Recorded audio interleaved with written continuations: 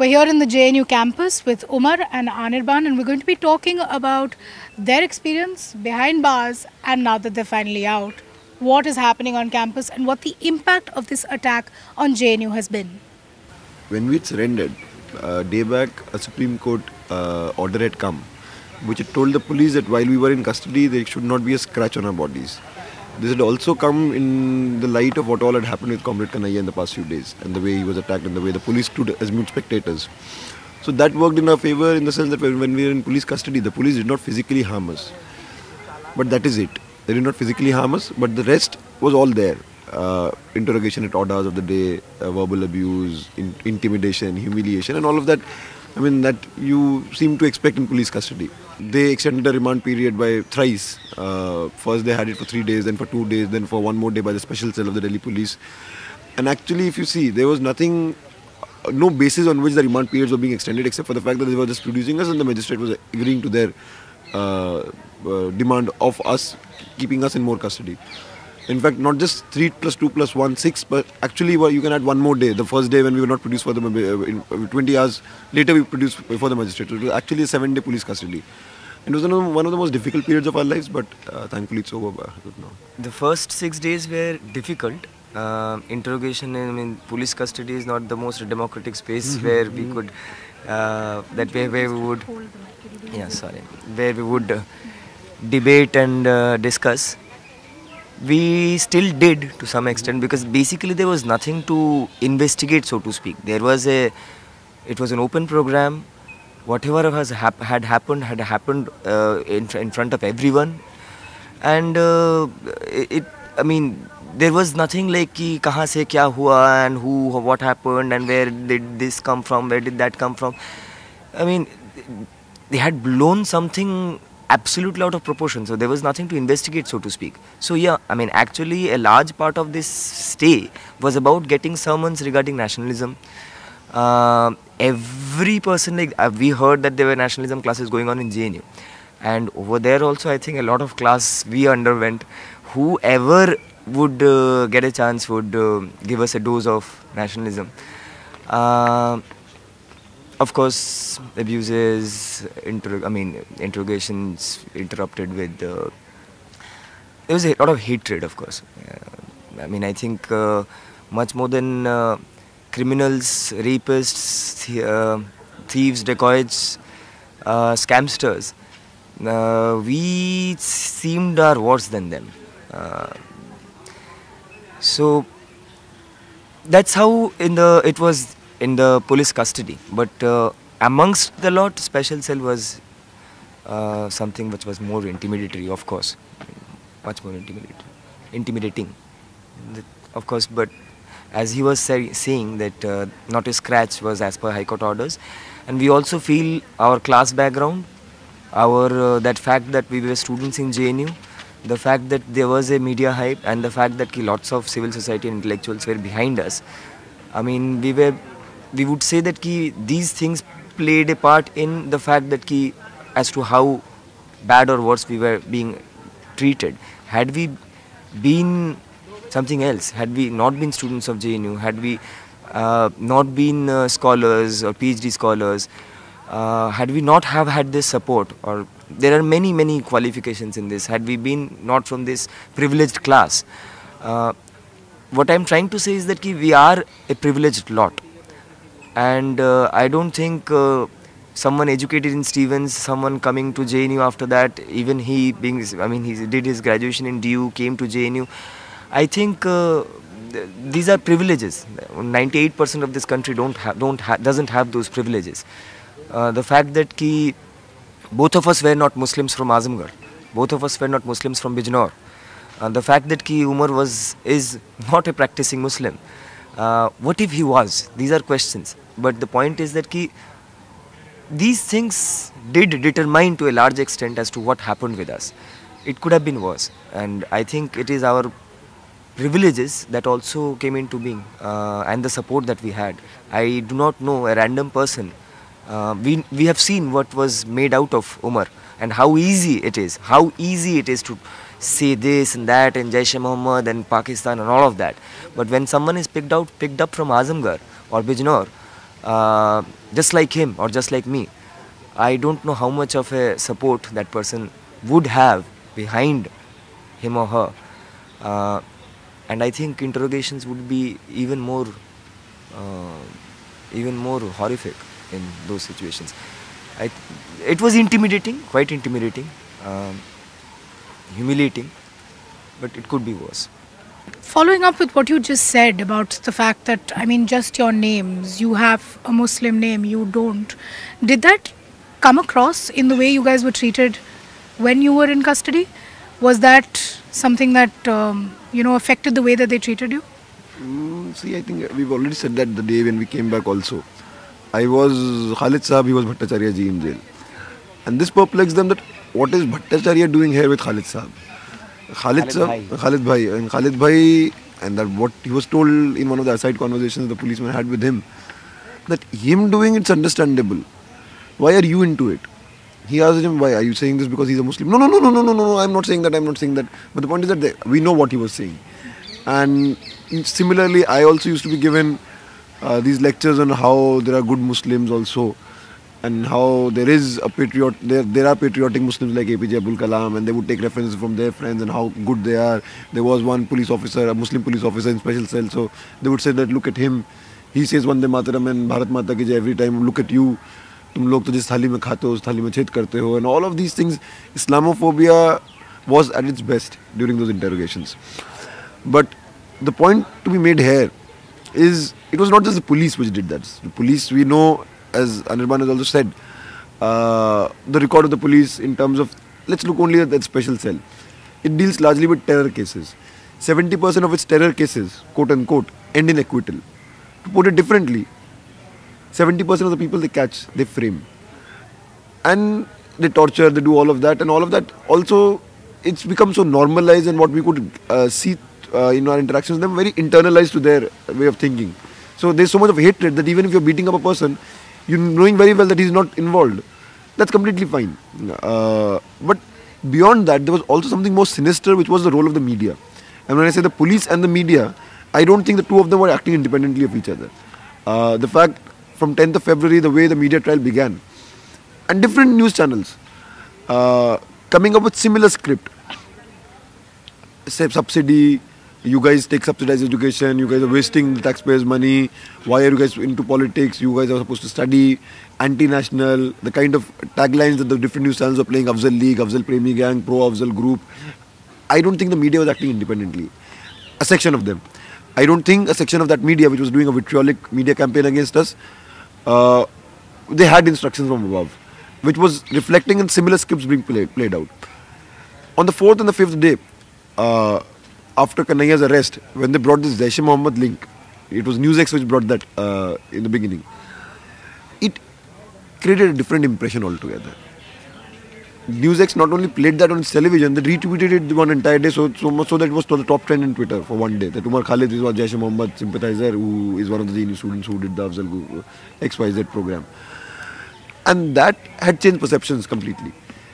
Even though the fact that government had brought a report the next day saying that there is no IB input like that, the media did not issue a disclaimer, let alone an apology, did not play any disclaimer on its television, and it created two perceptions being already made.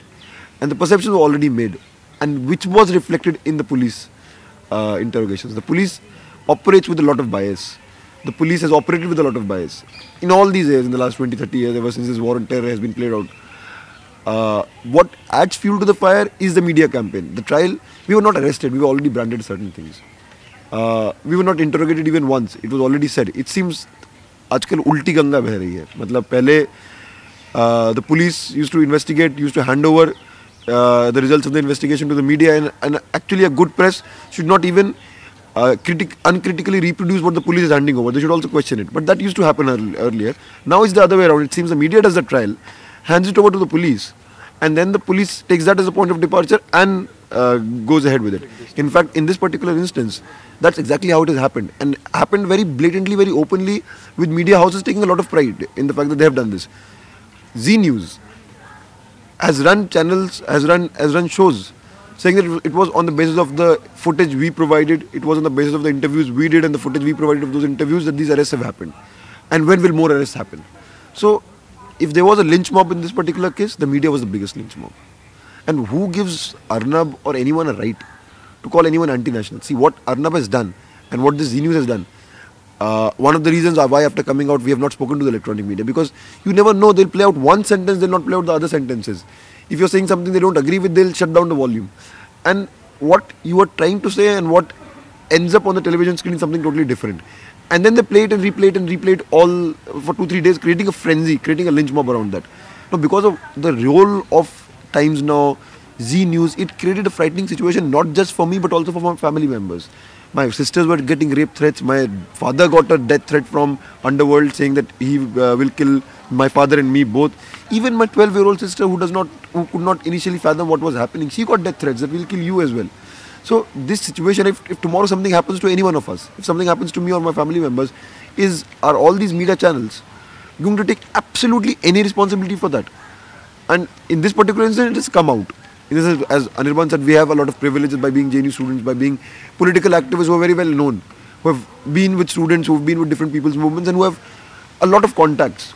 And these people who knew us could stand up for us.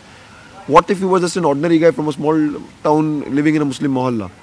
Then there are very few people to stand up for you. And they've done all of this in the past, and it's happened too many times.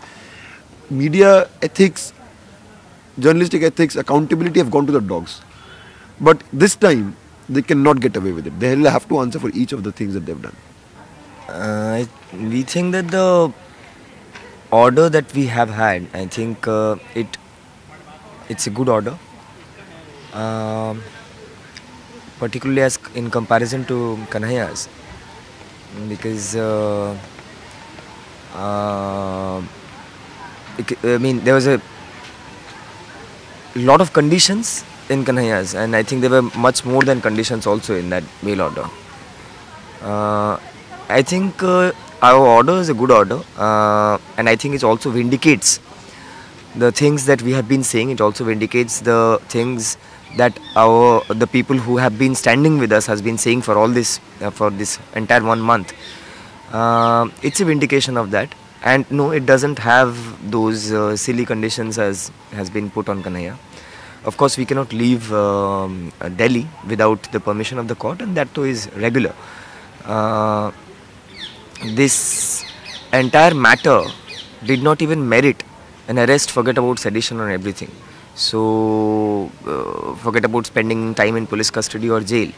The manner in which it was made out to be, and what we have had to undergo, what even Kanhaiya has had to undergo, the conditions that has been put on all these things, it's rather unfortunate, and let's see what comes across from here.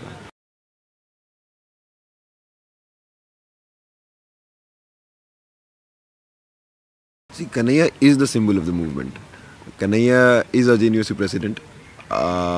He was the one who was arrested the first. He was the one who has undergone a lot of extremely traumatic experience in terms of the way he was beaten up in front of Patiala House Court and what he was subjected to. In terms of this debate, we became aware of this debate when some people came to meet us. Kanhaiya not doing enough, there not being enough campaign, which we don't think was the case. Because if that was the case, what we heard, there was a march just 2-3 days back before we were released. There was huge mobilization of students once again. Of course, you cannot have the mobilization as you had in the first march all the time, because it was still very, very, very fresh. But even this time, almost the entire campus went out in that march. There were people from different parts of the city who came out in that march. So there was this thing that he's not speaking about this, he's not speaking about that. You cannot expect Kanhaiya to speak about everything at this juncture. And it's not only Kanhaiya's responsibility also, there are so many others to speak about. And I think the way the unity, the entire student organizations, the students union, the teachers association, and not just organizations and unions and associations of JNU, but of the city and beyond the city, of the country and beyond the country, in different parts of the world, the solidarity that we have got, the unity that we have seen, it didn't end with Kanhaiya. The unity continued. I think the TA and the SU made it quite apparent in the beginning itself that we are not going to call this movement off until unless every student is released. And today, when we are out, it shows it was only on the basis of that unity that we came out. So I don't think a lot should be made out of these things. It's been a difficult time for each one of us. Each one of us cannot be expected to do all the things at this juncture. I'll just add on to this, and I stayed in Kanhaiya's cell after Kanhaiya got bail. We were shifted. He left a message for me, for us actually, saying India, the largest democracy of the world. Let's think, because equality is indispensable for democracy. We met once during the joint interrogation in Rakipuram. What all we have had faced by then, Kanhaiya had been facing much before us. He was the one who was picked up as JNUC president. The manner in which he was handled in Patiala court, we only got glimpses of it through newspapers and TV. Beyond that, he was alone during that phase. The manner in which he stood up to the media trial that was going on, and beyond that, finally, once we met for the first time during the joint interrogation, we got just a little bit of window space. After the interrogation, we could speak to each other. He told comrade, we will all get bail. It might take a while, but we will all get bail because we have done no wrong. But meanwhile, you have 4 months for your PhD left. Come what may, even if you have to write it from jail, it is important that you write your PhD, because you are a student as well as a political activist, and you must do this. I felt really good about what he said. We have known him for a long time. Now we also know that the matter was sub judice. There was a lot of conditions on him. I think he was leading, after he came bail, he was leading the movement as the JNUC president. There was a march and many other things that he was leading. As a JNUC president, once he was leading it, there were hordes of students and teachers who were speaking about us. Even he was. If he was speaking less or speaking more, I don't think one needs to get into that. One needs to understand that the people whom he were leading did not have those conditions on them. He had. Matter was sub judice. So beyond that, I don't think one need. Apart from that, there were others who were speaking about it, and I don't think one needs to make an exception out of him and say that whether he was saying enough or not. I think he did lead it as a JNUC president. We've heard a lot about Umar's family facing a lot of hostility during this time. Your father came out in support of you. I think he gave an interview at some point, and he at one point. Did your family also face a lot of hostility, in comparable terms? Once this entire thing started post 11th, what I got to know later, once I met my father first time in the police custody, he was visibly shaken. Visibly shaken. He was trying to put up a brave face, but it seemed he had aged 2 years in those 10 days. Particularly the time that we were in hiding was most difficult for our parents. But as I heard, apparently there was a kind of social boycott of my brother's house where my parents were also putting up for some time. But difficult as it may have been for my parents, difficult as it may have been as opinions were generated, the effect that media trial had on even neighbors and the neighborhood. But I think it is nothing comparable to the to what Umar's family was facing. When in police custody, his parents came to meet Umar. I also got to see them. They were braving it pretty boldly, I would say. The first interview that I saw of, this pathetic journalism that was visible in that first interview, in the manner in which the person in the studio was talking to Umar's father, कि क्या आप माफ़ी मांगेंगे क्या, and all of these kinds of questions.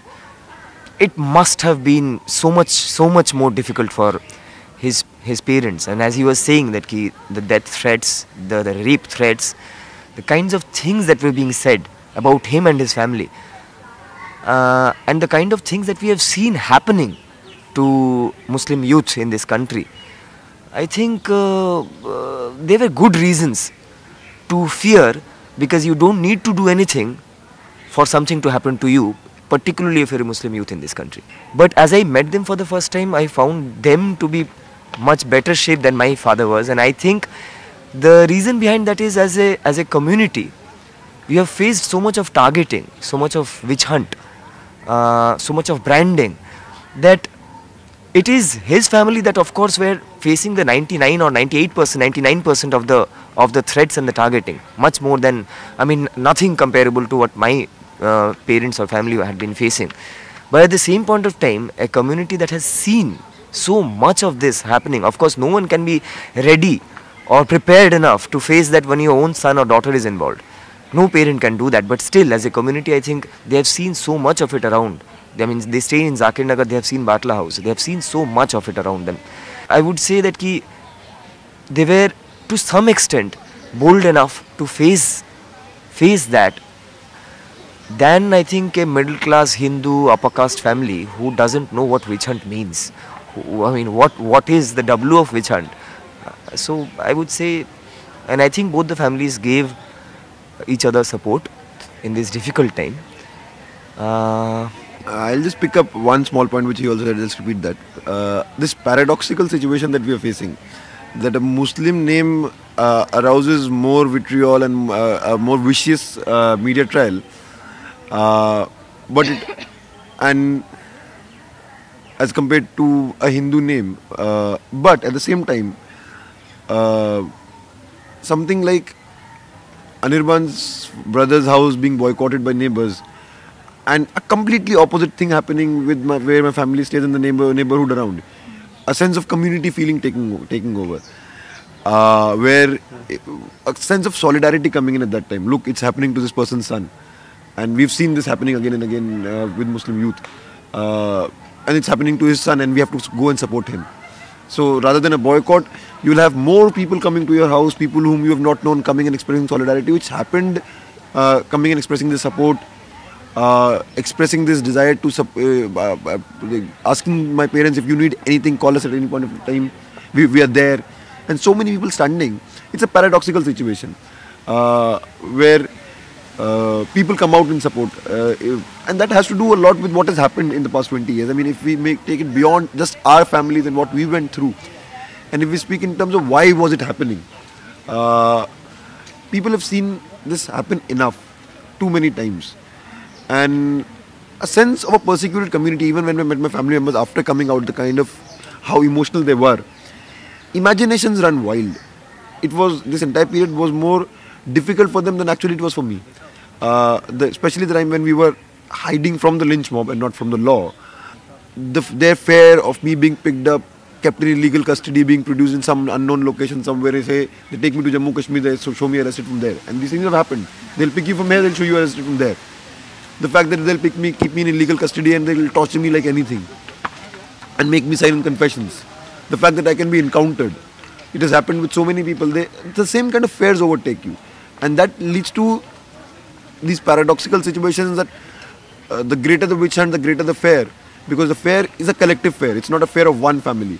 It's a fear of the community. Whereas in a different context, it can be a fear of one family and the other family is trying to disassociate from that family. Okay, this family is the whose son has gone wrong. On the other hand, the impression is that, okay, his son is being wronged.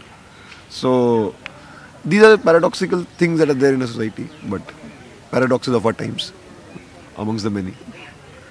I just wanted to add that it's not the entire neighborhood. There were exceptions who stood by.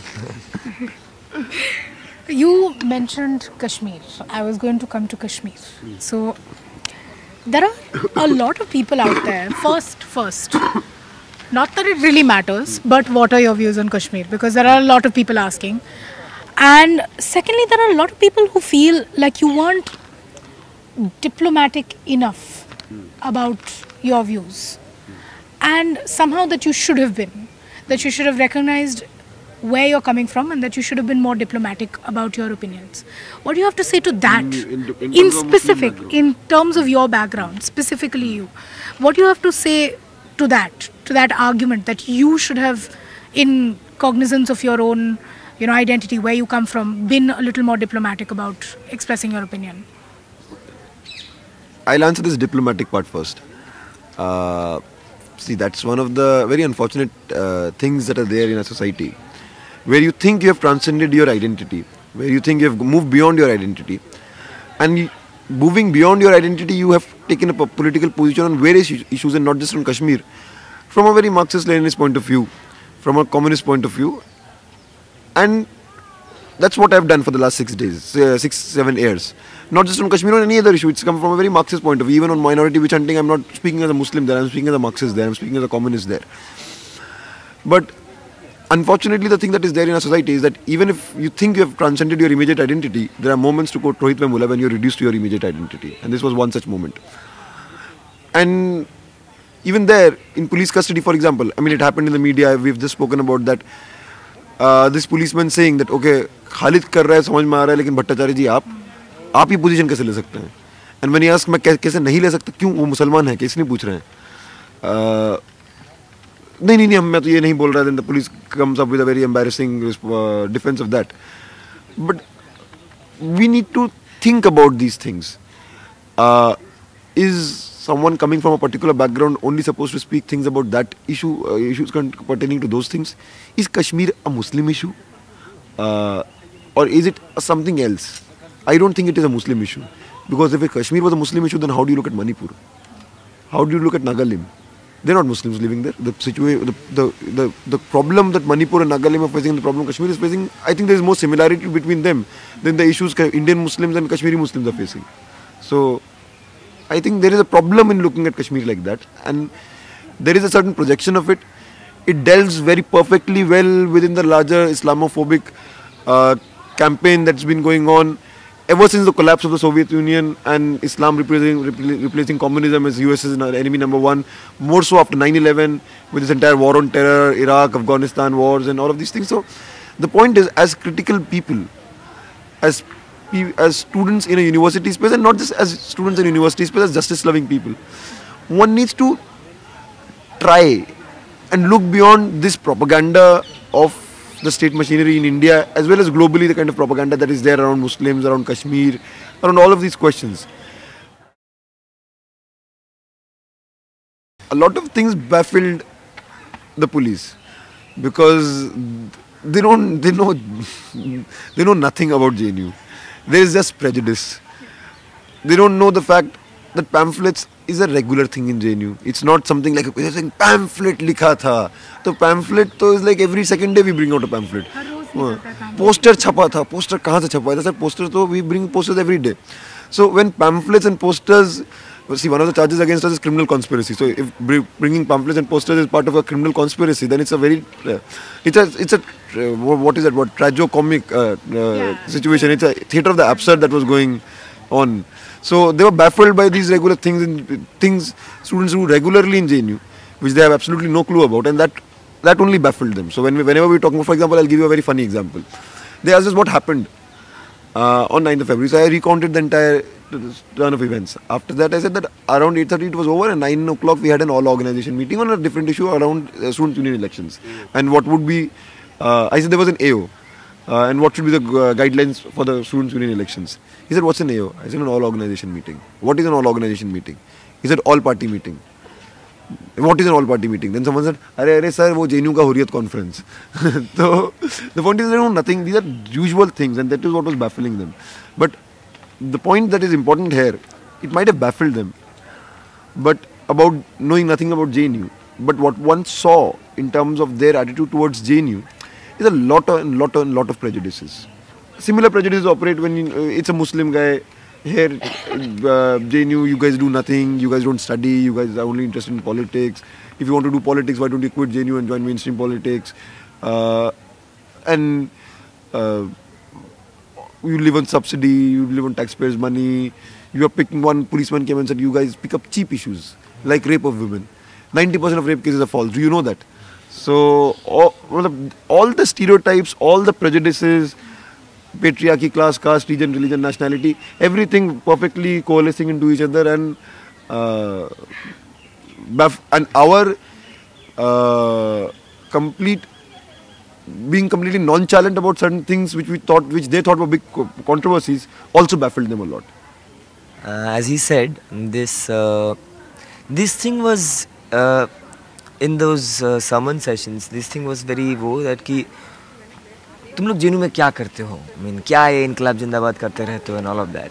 So why don't you just study, get into a career and देश के काम हो? So we said that ki what do we do in JNU, and we actually had these discussions. So for instance, at one point of time I said that ki Z News showed something that has become a countrywide issue. When my friends and comrades, 4 of them got rusticated because they were fighting to ensure minimum wages for the workers that are working in this university in 2006, and that it was that struggle where thousands of students rallied behind them, and by 2007 the minimum wages for these workers in this university was ensured. Did Z News come and take that footage? No. I said that ki in this university it has the most inclusive and democratic admission policy. People from the interiors of this country like Vidarbha, Palamau, interior parts of Odisha, Jharkhand, Maharashtra, they can come here and study because by a system called quartile points, they are given 5 extra points. Women get 5 extra points. There are 60% of the population, student population is women. These quartile points, deprivation points, even before reservation was implemented, we had deprivation points for oppressed section, people come from oppressed castes and OBCs. I say ki these are things that are not shown by Z News, and these are things probably that you don't know. But the fact that ki it is us who are ensuring, university has not given this. These are things that the teachers and students have collectively fought for, and every year we fight to update the quartile points. Every year we fight to update the more amount of interior regions that we can reach out to. We ask that ki these are things that happens in JNU. Are these anti-national things? For instance, there is so much that has been fed. A constable asked me that बाकी सब तो ठीक है, लेकिन ये जो 3000 condom मिलता है हर रोज, ये क्या है? तो I asked him that कि I don't know about 3000. I'll tell you something. The government spends crores of rupees in advertising that use condoms, have safe sex. It is out there in the TV everywhere. The government is spending money. Now, अगर एक university में अगर वहाँ पे जागरूक लोग हैं, if there are conscious educated people who are doing that, is that anti-national, or is using condoms anti-national or not using condoms anti-national? If so, then you drop those advertisements, those anti-national advertisements that the government itself is doing. So actually this person said that he thought for a while. He said that makes sense. और वैसे भी मतलब 18 से 30 साल की उम्र में लोग सेक्स नहीं करेंगे कि 60 साल के ऊपर करेंगे. And he actually said that कि हाँ, I mean, बहुत कुछ ऐसे बोला जा रहा है बाहर जो शायद थोड़ा लोग सोचे तो फिर उसमें point है.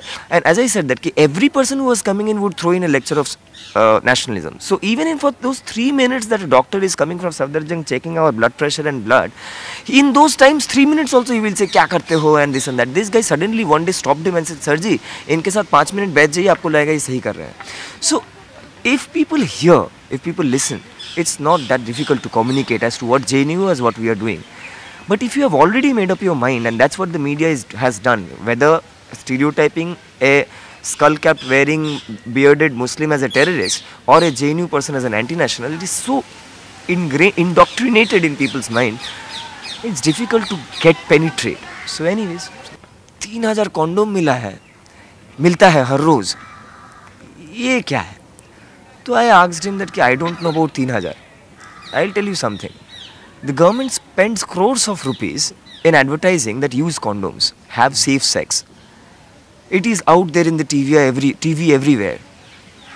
The government is spending money. Now, अगर एक यूनिवर्सिटी में अगर वहाँ पे जागरूक लोग हैं, if there are conscious educated people who are doing that, is that anti-national, or is using condoms anti-national or not using condoms anti-national? If so, then you drop those advertisements, those anti-national advertisements that the government itself is doing. So actually this person said that he thought for a while. He said that makes sense. और वैसे भी मतलब 18 से 30 साल की उम्र में लोग सेक्स नहीं करेंगे कि 60 साल के ऊपर करेंगे. And he actually said that कि हाँ, बहुत कुछ ऐसे बोला जा रहा है बाहर जो शायद थोड़ा लोग सोचे तो फिर उसमें पॉइंट है. And this guy, and as I said that every person who was coming in would throw in a lecture of nationalism. So even for those 3 minutes that a doctor is coming from Safdarjung checking our blood pressure and blood, in those times 3 minutes also he will say क्या करते हो and this and that. This guy suddenly one day stopped him and said, sir ji, इनके साथ 5 minute बैठ जाइए, आपको लगेगा ये सही कर रहे हैं. So if people hear, if people listen, it's not that difficult to communicate as to what JNU is, what we are doing. But if you have already made up your mind, and that's what the media has done, whether stereotyping a skull-capped wearing bearded Muslim as a terrorist or a JNU person as an anti-national, it is so indoctrinated in people's mind, it's difficult to penetrate. So anyways. Do you think those attacking JNU have achieved what they wanted? What do you think the impact? Do you think the people who are attacking JNU, I'm not going to say who's attacking JNU, do you think they've achieved what they wanted to achieve? Do you think they've achieved part of what they wanted to achieve? Even if, we feel that all of you being out, even if the campus feels that all of you being out are victories, do you think they've achieved what they wanted? What is the impact of this attack? It's a very good question. To answer this in yes or no would not capture the complexity of a country today. The answer is both yes and no. A country is characterized by uneven development, so a thing can have one response in one part of the country and another response in another part of the country altogether. You might feel that sitting here in JNU or going to different universities of the country today that they've not been able to achieve, we have shown them their place. We've fought back and we've won. But in another part of the country, you might go and you will find a different response altogether. And that's both of the things have happened simultaneously. Certainly it's a major victory for us, the way JNU was profiled, the way even before the arrests and all happened, the shutdown JNU campaign had begun. And it's actually a very good question, because it was not about one incident that happened on one particular day. It was an attack on JNU and an attack on everything that JNU stood for. And we fought them back. Each of the lies we threadbare, scrutinized them, we rejected them, and the students in the campus rejected them. They were big. In fact, this movement brought a lot of people into active politics, which we as activists might not have been able to bring them into active politics. So that these are big achievements of the movement. At the same time, what the BJP has actually been able to achieve through this movement, and they've been trying this for some time, it did not start with this movement. They did the same thing with Rohit Vemula also. Rohit Vemula and his comrades in Ambedkar Students Association in Hyderabad last August, when the entire thing started, they called them anti-national. They called the University of Hyderabad a den of anti-nationals. And they are doing that. They did that again with JNU. But the magnitude with which they did this campaign, they found a new trope for polarization in this country, which is the national anti-national. It's the same communal binary only, but repackaging it as, okay, we're not talking about Hindu, we're not talking about our party's interest, we're talking about the country's interest. And country becomes this abstract phenomenon where it's given meaning in this campaign by what the ABVP and the RSS want, and the BJP want, the entire Sangh Parivar wants this country to be. That vision. And in fact, it's a much more deadly trope, because unlike a Hindu-Muslim binary, the anti-national also includes the enemy within, like Bhattacharya ji and many others. And they've been able to achieve that. So this is the new thing that is emerging. One might feel JNU was a 1.5 months nightmare which has come to an end because students fought them well. But this trope is being employed in different ways in different parts of the country. So you have the Bharat Mata Ki Jai thing coming. Say Bharat Mata Ki Jai. You have this delving very perfectly well into the earlier campaigns of against cow slaughter, love jihad, ghar wapsi. So nationalism, patriarchal control over women, ensuring the caste system, ensuring communal tensions within the society. All of these is like very perfectly coalescing into each other and creating a deadly cocktail of hatred in our country. It will be complacent on our part to think that yes, we've had major victories in this period, but we have been completely victorious, because major challenges are there in front of us. In fact, major challenges will begin after the entire thing will end in JNU. Right now we are fighting to scrap the sedition charges. We are also fighting an internal inquiry committee here, the high level inquiry committee. But beyond that, even if we are victorious, and we will be victorious in that, we'll continue our movement in that. What this movement, this historic movement is going to give to the society will be determined in terms of how the people who have got involved in this movement move beyond when this movement comes to an end, and look at these different issues that will continue to plague our society, and these myriad forms of oppression, the positions they take, the fightbacks that they do there, and those fightbacks are very important. What we feel is that one thing, this government, I mean, what it did, as you asked that ki whether they succeeded. First question is that ki what is it that they want to succeed in?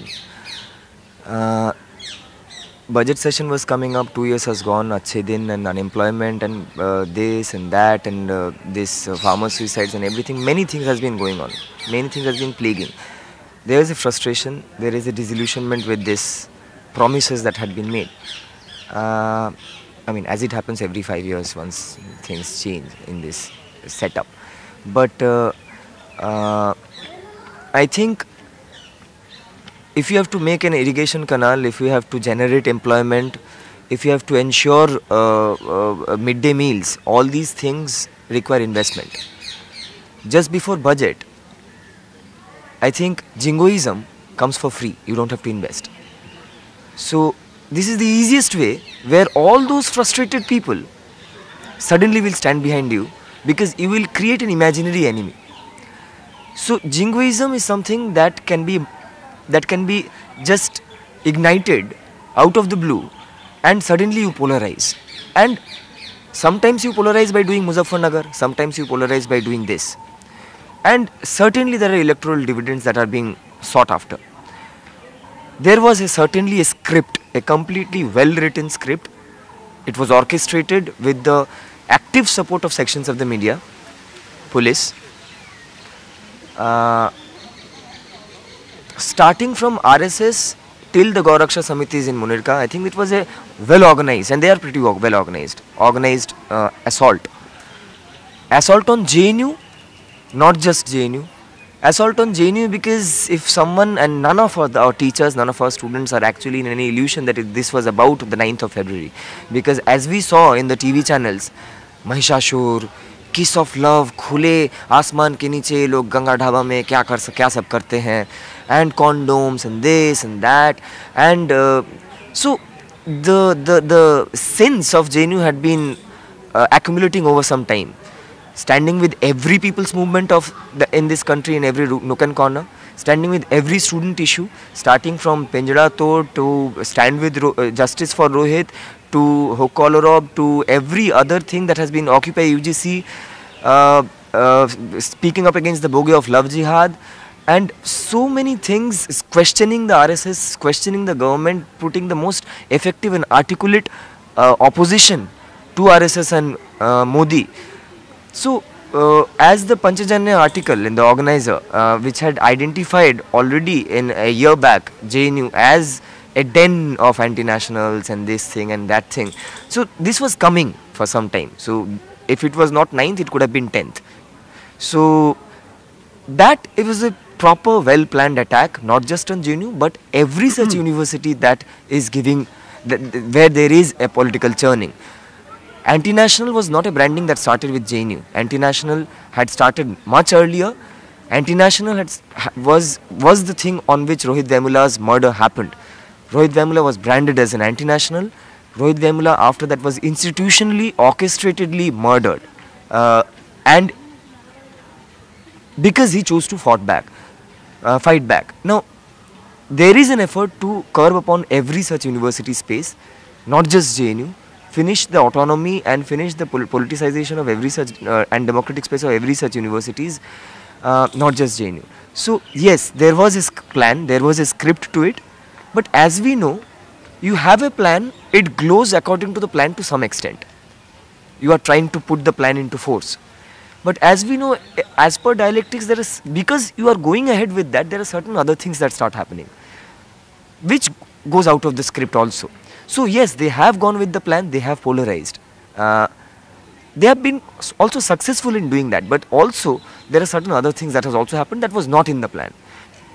Now, as when Anna Hazare happened, Arvind Kejriwal was not in the plan. It happened. It came out of it. Uh, Certainly, once they started with this entire script, the Kanhaiya speech after bail was not in the plan of Venkaiah Naidu or Rajnath Singh or Nagpur. Now, yes, they did that, but the immense, unprecedented solidarity. I mean, even till yesterday, there is a Azadi lecture that has been started. Partha Chatterjee was here. It's still going on. It will go on for some time. The unprecedented solidarity that democratic sections, students, and teachers have shown is not just heartening and emboldening, but these are things that are going to go down in history. Fascism is a very populist force. It came with populist support under Hitler also. There is no qualms about it. But it is during those times who stands up to it is what will be registered in history. And I think these people, we, JNU and all those people who are standing with JNU is going to go down in history as to when fascism was on the rise, who opposed it. And these will have its own impact as to how the country's future will be in the days to come, as to whether we stand up now or we don't. And I think, yes, they tried. Part of the script was also, for instance, some people said that part of the script, and we know that was to bury Rohit Vemula. But I think whether one is being able to bury it or not doesn't depend on the ruling classes or their plans. It depends on how do we respond to that kind of a strategy. And I think the plan in that context miserably failed, because I think Stand with JNU and Justice for Rohit together marched on the streets where thousands, it swelled and merged together. And I think the fight for justice for Rohit was only in the path of struggle, and that is precisely why these two streams merged together, because ultimately the enemy is the same. And I think on all those counts, the plan miserably failed.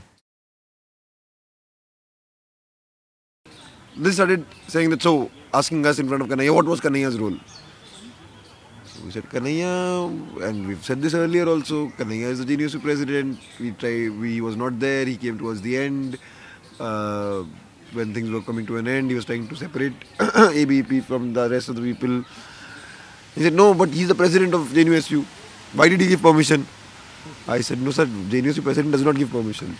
It is the authorities who give permission. JNUSU is not an administrative body, it's a body to fight the administration. He said, no, he's the JNUSU president, he's the one who gives permission. And I said, sir, see, Kanhaiya sitting here, he's a JNUSU president. He's not the president of the United States of America. So he's not the one with absolutely any power. This is a body meant to fight power. But these small things, many things, on one hand they'll talk about Desh ki Akhandata, Desh ki Ekta. Then on the other hand, the special would refer to the Naga battalion as the savage others.